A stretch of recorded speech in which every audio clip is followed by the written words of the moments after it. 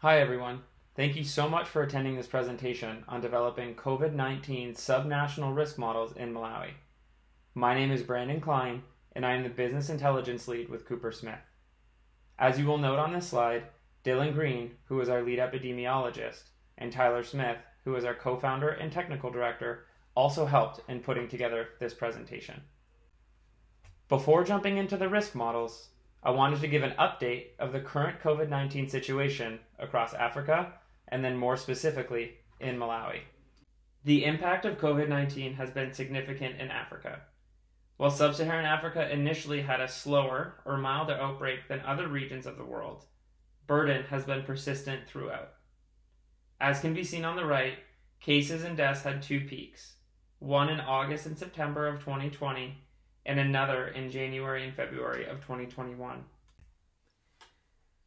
Based on the two articles presented here, it can be noted that infections and deaths have been undercounted across the continent. In the study on the right, deaths with COVID-19 accounted for 15 to 20% of all sample deaths. There was an unexpectedly high number of deaths in children, and generally the impact of COVID-19 in Africa has been substantially underestimated. And a lot has been written about the negative consequences of COVID-19 response in Africa. One of the earliest policy response options to mitigate COVID-19 globally was a forced restriction against population movement and gatherings. These lockdowns no doubt have caused extensive socioeconomic damage, even in the world's most stable and economically advantaged nations. In Africa, where there is significant nutritional, health, and economic insecurity, the threat of COVID-19 and the indirect harm of lockdown measures raise difficult questions to policymakers seeking to make the best decision. The same story that is being told across Africa can be told in Malawi. Although slow to onset, what followed was a rapid increase in cases and deaths, with nearly 34,000 cases and 1,100 deaths to date. In addition, limited testing capability continues to be a substantial challenge. As can be seen in the graphic, per capita COVID tests in Malawi are below the African average, 10 versus 25 per 1,000 people, 15 times less than South Africa, and 40 times less than North America or Europe.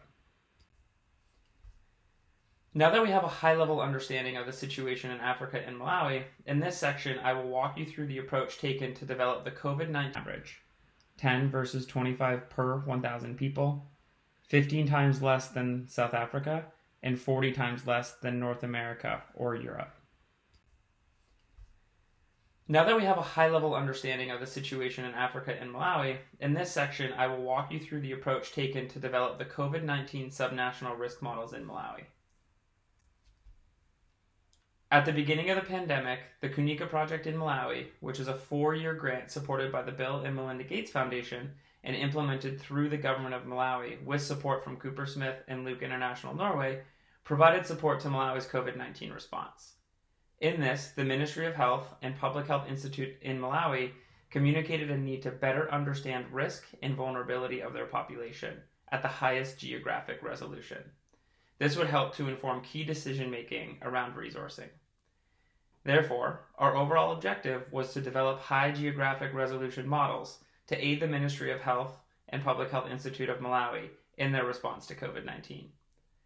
To do this, we wanted to leverage publicly available data sources and work with country stakeholders and key partners to access novel information and use open source geospatial software to ensure sustainability of current products and allow for the transition to different health-related use cases if needed. The first model we developed was a risk model. For the risk model, we wanted to leverage and integrate information in a way to help key stakeholders understand areas of highest risk if COVID-19 were to spread, and to do so at the highest geographic resolution. In order to do so, we looked at 5 key factors. The first, population density. The second, seasonal migration as a component of population density. The third, percent of the population that is greater than 65 years of age. Access to health facilities, so those that live greater than 5 kilometers from a given health facility. Current infection information. By using risk factors inherent with COVID-19, mixed with current infection locations and access to health facilities, a more informed risk score can be calculated and mapped at a high geographic resolution. The indicators were derived from the following sources. Population density and percent of population greater than 65 are from WorldPop, which is publicly available information at a resolution of 100 meters or 1 by 1 kilometer. Seasonal migration and access to health facilities came from a project led by the Digital Impact Alliance, or DIAL, and Cooper Smith at the request of the Ministry of Health to place and optimize new health posts in Malawi. Current infection information came from FIM's Daily Situation Report, and the administrative layers came from the Humanitarian Data Exchange, which is also publicly available and gives us access to boundary shapefiles. In Malawi, boundaries comprise of national, regional, district, traditional authority or TA, and village. The shapefiles used in the models were either at a district or traditional authority level. All of this information was integrated and mapped using QGIS, which is a free and open source platform. In the next few slides, I will walk you through how each indicator was mapped, the level of granularity we achieved, and how we identified the top 5 most at-risk locations, which can be seen in the tables accompanying each map. For population density, we used the WorldPop estimates and combined them with seasonal migration. In Malawi, agriculture is a very big industry and therefore many open source platform. In the next few slides, I will walk you through how each indicator was mapped, the level of granularity we achieved, and how we identified the top 5 most at-risk locations, which can be seen in the tables accompanying each map. For population density, we used the WorldPop estimates and combined them with seasonal migration. In Malawi, agriculture is a very big industry and therefore many people migrate to the south during specific times of the year. Through the DIAL project, we were able to understand those migration patterns and build them into our density estimates. This allowed us to create a more dynamic picture of the current population and their location. As can be seen in the maps, many densely populated areas are found in the southern region of Malawi.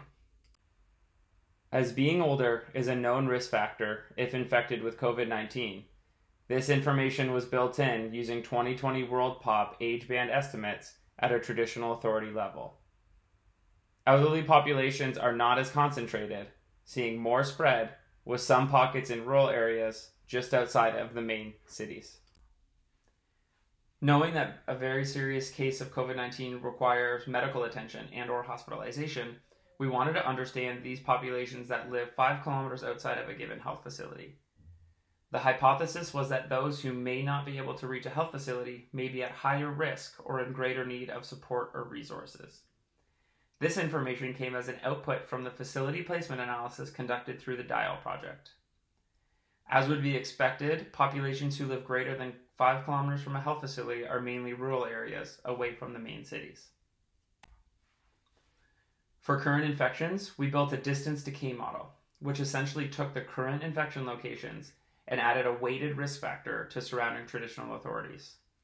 This allowed us to identify not only where the current infection hotspots were, but where additional traditional authorities could be affected next.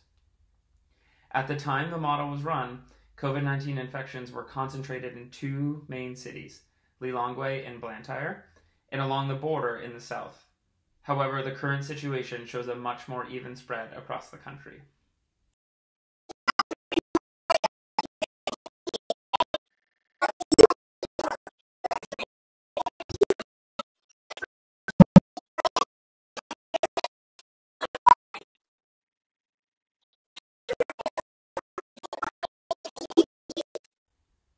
For this, we brought in specific elements such as poverty levels, income inequality, food security levels, crisis or stressed, hygiene factors, homes that do not have access to soap or water, and wasting and stunting prevalence of children under 5. From a data source perspective, poverty levels and income inequality came from the Malawi National Statistics Office and was available at the district level. Food security levels came from the Integrated Food Security Phase classification and was also available at a district level. Hygiene which included no access to soap or water, and wasting and stunting prevalence, came from Frame, who provided 1 kilometer by 1 kilometer resolution to Malawi to help in the fight against COVID-19. As was the same with the risk model, administrative layer shapefiles were taken from the Humanitarian Data Exchange, and QGIS was used.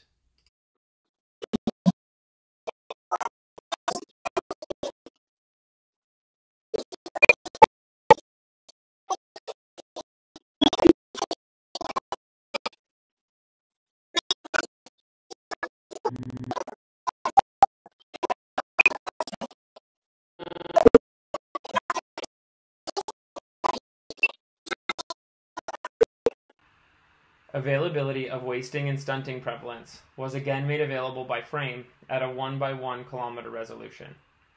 Wasting prevalence, which is defined as percent of children under 5 that are wasting, is most prevalent in the southern region. Stunting prevalence, which is defined as percent of children under 5 that are stunted, is most prevalent in the central region, in between the northern and central region, and in between the southern and central region.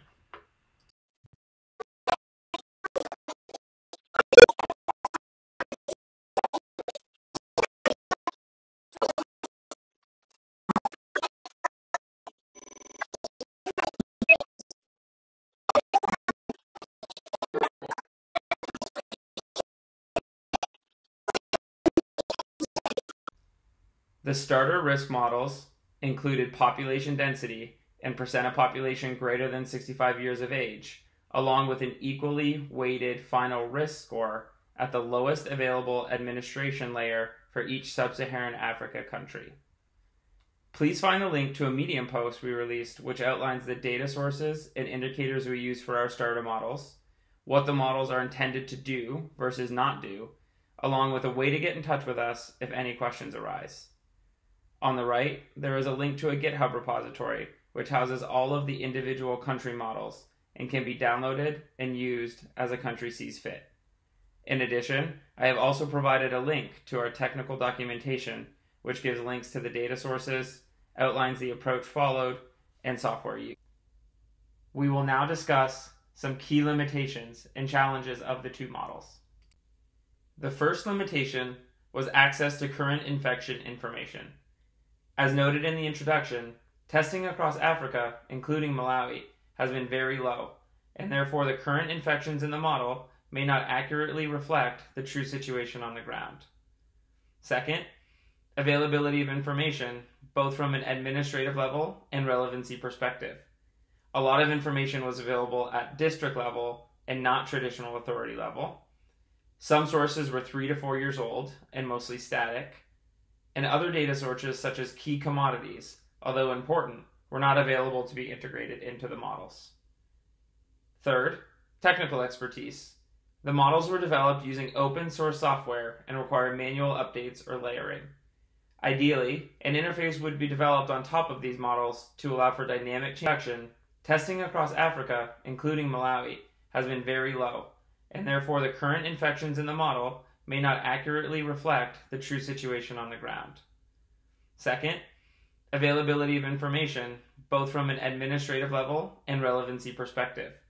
A lot of information was available at district level and not traditional authority level. Some sources were 3 to 4 years old and mostly static, and other data sources such as key commodities, although important, were not available to be integrated into the models. Third, technical expertise. The models were developed using open source software and require manual updates or layering. Ideally, an interface would be developed on top of these models to allow for dynamic changes and filtering of relevant information. Finally, the key takeaways and conclusions from these models. First, base level risk models for COVID-19 can be developed using publicly available information and open source software. This type of information can be replicated for other health-related use cases in the future. Second, to further inform resourcing decisions or assess high-risk areas, country-level or additional high-resolution data should be layered in.